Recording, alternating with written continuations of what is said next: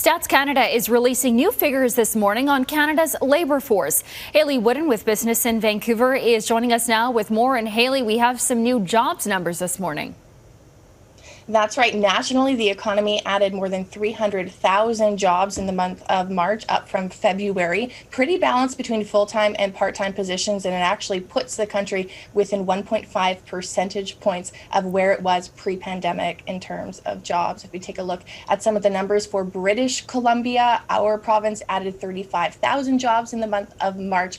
All of those and then some part-time positions, as we actually saw a loss of 6,700 full-time jobs in the month of March. Our unemployment rate at 6.9% in BC, that is unchanged month to month.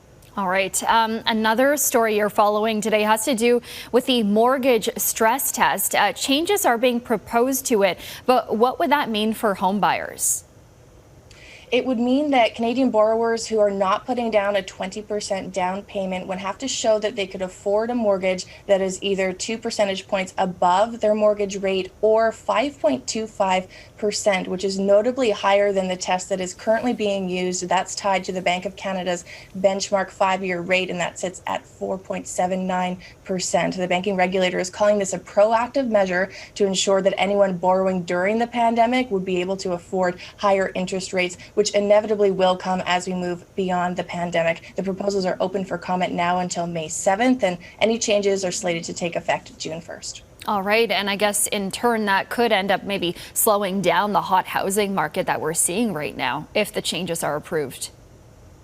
Absolutely. That's certainly one of the intentions of the measures, to address the fact that there's been a lot of activity fueled by rock bottom interest rates, but there's also some concern that leading up to June 1st, it could spur additional activity by people trying to get in at a lower stress test rate ahead of those changes.